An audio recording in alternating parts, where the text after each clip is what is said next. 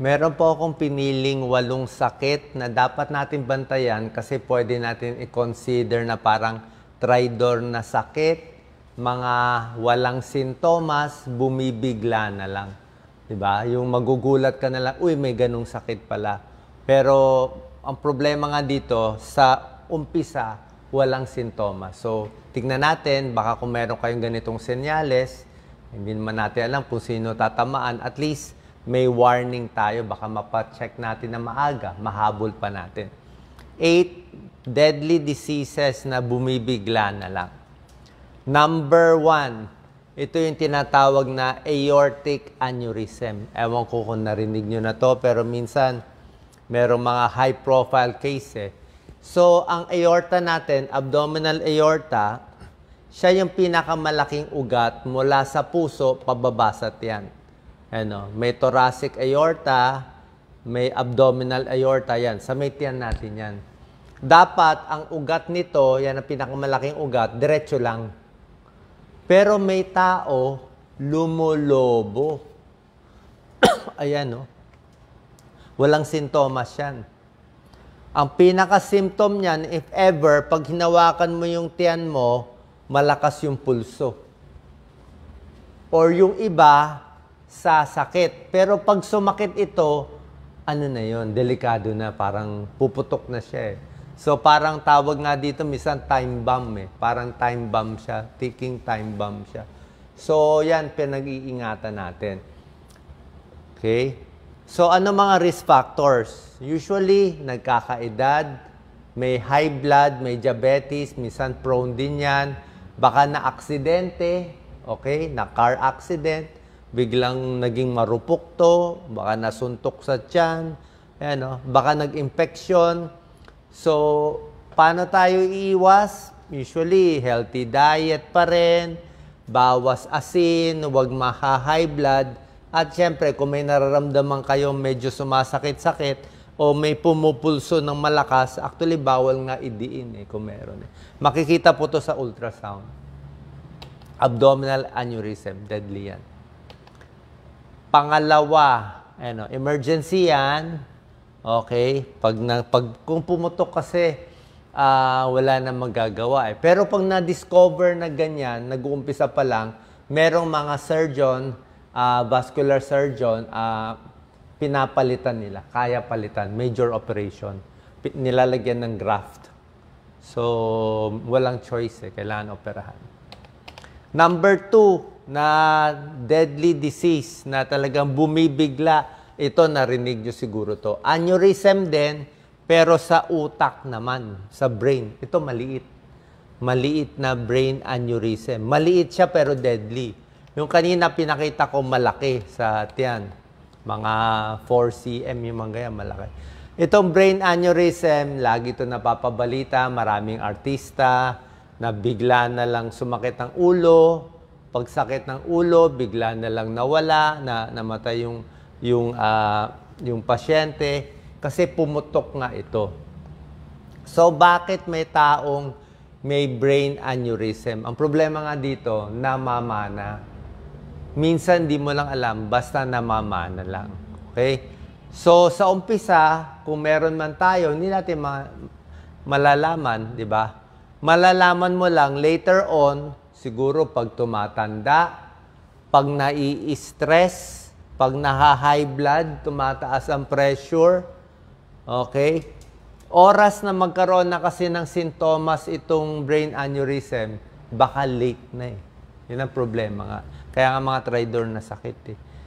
Makakaramdam ka lang kung napupunit na, kung nagli-leak na siya, kung may dugo na lumalabas. Doon pa lang sasakit ang ulo, lalabo ang mata, iba nagkukumbulsyon, nagsusuka, pag may dugo na, di ba, bigla eh.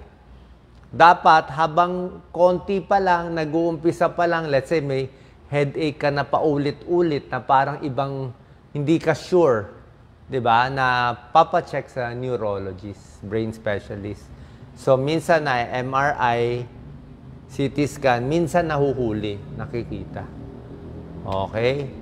So, risk factors nito, namamana eh. Paano natin kung meron kayong lahi, may kamag-anak kayo na biglang sumakit ang ulo, dumugo dito sa ulo, tapos bata pang edad, hindi siya ordinary stroke eh. Lalo na to sa mga batang edad, usually itong aneurysm. Risk factor, syempre kung meron na nakalobo na ugat sa ulo, bawal high blood, control high blood, alak, sigarilyo, bawal, ayan o, smoking, drug abuse, kahit anong illegal na droga, hindi maganda, brain injury, lahat yun nakakadagdag. Number 3, na deadly disease, kasi nga wala ring sintomas, colon cancer. Usually, ang colon cancer, hindi mo mararamdaman. Ayan o. Stage 1, stage 2, stage 3, stage 4. Hindi mo, kung maliit pa lang kasi yung cancer, walang symptom eh. 'Di ba? Wala naman siya unless talagang kung ganito kalaki. Pag ganito na kalaki yung bukol, stage 3, stage 4, ang dumi mo hindi na makakalabas maigi. Ang dumi mo manipis na. O pwede pag malaki na may dugo, minsan may dugo, pero hindi mo alam colon cancer ba o almoranas. Hindi ka sure eh. 'Di ba? Kailangan mo colonoscopy, eh hindi naman lahat nagpapa-colonoscopy. Medyo mahal din yung colonoscopy. 'Di ba? So, ang point is hindi natin mamamalayan to, pagdasal lang na lang natin mahuli na maaga, pero meron namang prevention tips. Una-una, may lahi ba kayo ng cancer sa family? Meron ba nagka-colon cancer? So, kung meron, medyo aware ka, oops, ingat tayo. So, pag-initan na natin yung prevention tips, di ba? Bakit ba nagkakabukol? Baka sobra tayo sa taba, kumain. Okay? Kung very fatty ang kinakain mo, pwede rin magkabukol. Mas ayaw natin laging constipated. Yung isang linggo, hindi pa dumudumi. Hindi naman proven yun na magiging risk factor. Pero mas gusto mo araw-araw dumudumi. O pag may dugo sa dumi, di ba? Mas maganda pa-check kung almoranas ba o ito. Kadalasan naman almoranas ang cause ng pagdurugo, pero hindi mo masabi. May testing din sa dumi for dugo. Smoking, isa pa, kulang ka sa gulay. Ang recommended nga para makaiwas sa colon cancer, 2 to 3 cups of vegetable. 3 tasang gulay araw-araw. Kasi pag maraming gulay, mas maganda ang dumi, nalalabas yung dumi sa katawan. Siyempre, iwas na rin sa mga pagkain duda natin. Mga laman loob, hindi natin sure mga laman loob. Masyado maraming processed food, hotdog, at inaaraw-araw itong mga processed meat, pwede ring mag-cause.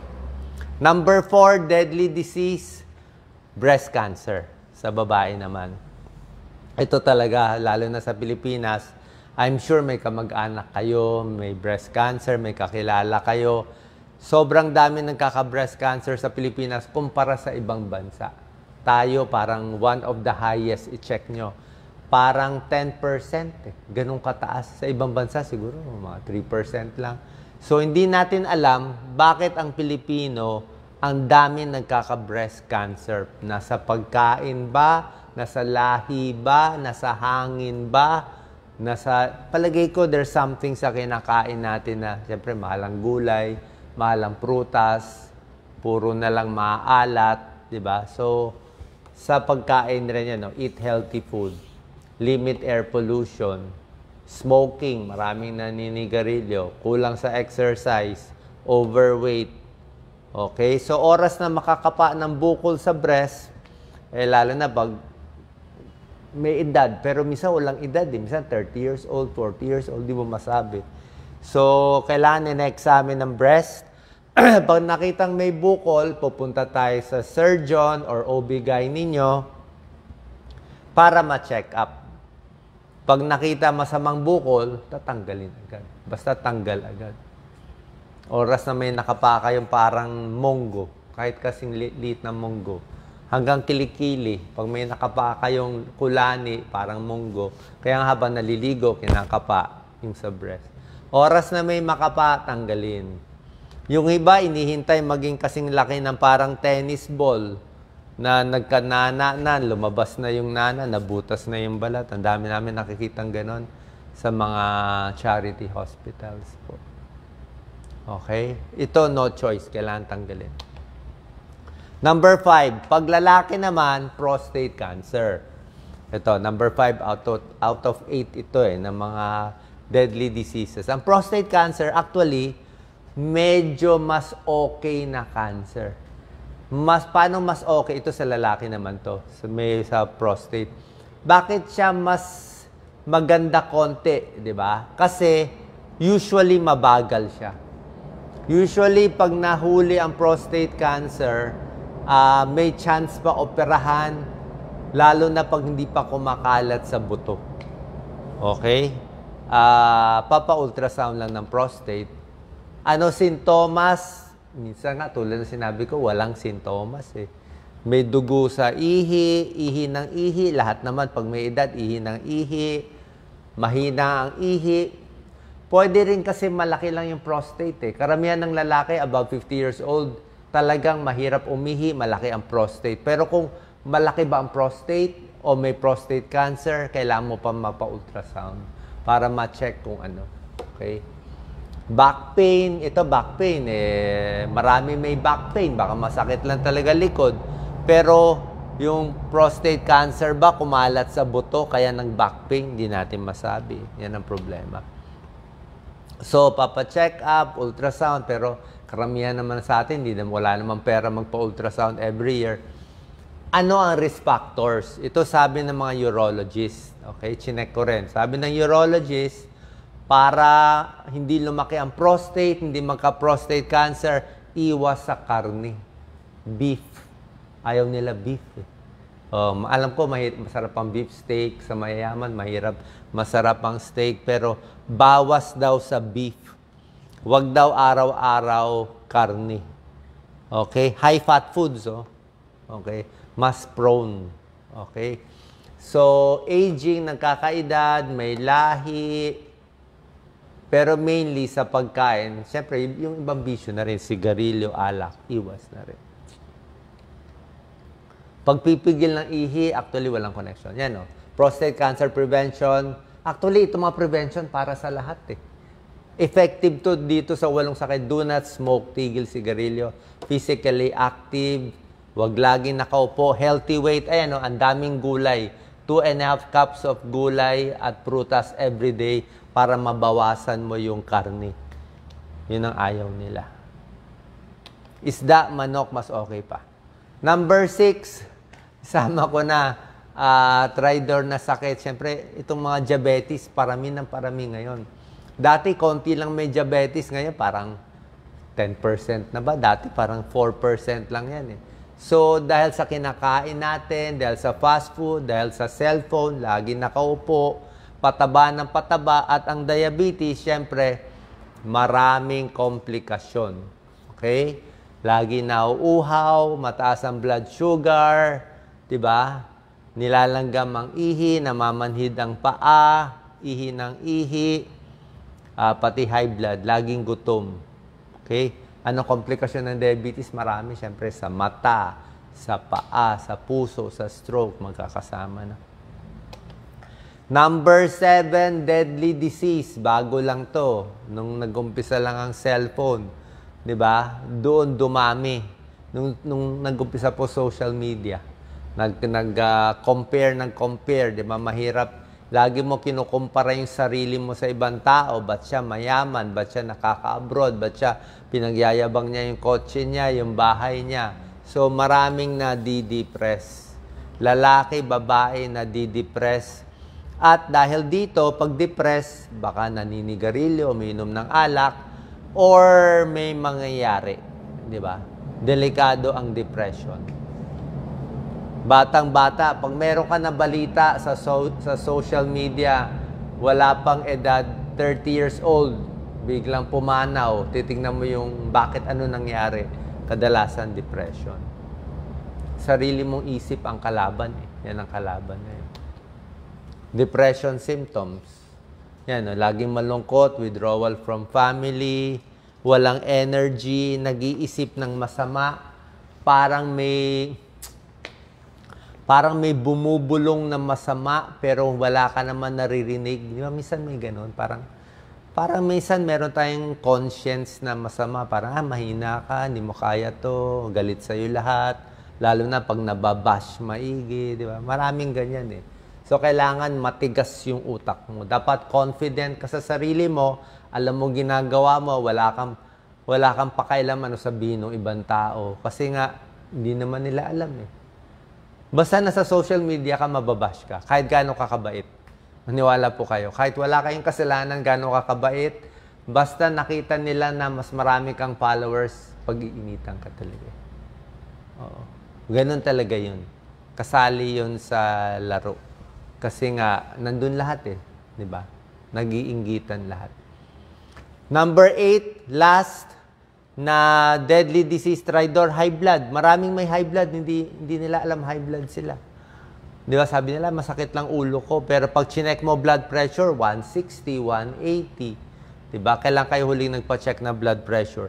Pag laging may high blood, delikado, pwede ma-heart attack, pwede ma-stroke anytime, hirap yung puso, ayan, pwede mag-heart failure. Ano gagawin? Pa-check ang BP kung kailangan uminom ng gamot, bawas alat, healthy foods, sigarilyo, alak. Yan, no? Huwag magpapataba para hindi magka-cholesterol. Regular exercise. At nakita ko tong slide cute eh. Ano daw ang the best doctor? Siyempre, kung meron kayo naramdaman, papacheck kayo sa doktor. Pero ang best doctors daw, tubig. O, di ba, lagi ko sinabi sa inyo, 8 to 10 glasses of water or fluid in a day, maganda. Ito, magpapasalamat sa blessings, di ba? Dapat, ang tingin mo dapat sa baso mo, laging puno, lagi kang happy. Umaga pa lang, i-brainwash mo na sarili mo na masaya ako sa araw na to. Pahinga. Pahinga lang dapat, hindi lang physically, pati utak. Healthy eating. Kasi pag mas maganda yung kinakain mo, mas masarap pakiramdam mo. Stretching, good posture, maganda. Pag maayos ang palakad-lakad, kahit papano may konting exercise for the day. Yan, si Doc Lisa, nag-i-stretch. Yan, para gumanda yung circulation. Konting araw, pampasaya, tumingin ng mga gandang bagay. Huwag maiinggit sa ibang tao. Okay? Self-love and good company. Dapat mababait yung mga nakikita mo lang. Sana po nakatulong tong video dito sa 8 deadly diseases. Kung duda kayo, may nararamdaman kayo, lalo na kung may edad na tayo, about 50, pa-check po tayo sa inyong mga doktor. Salamat po.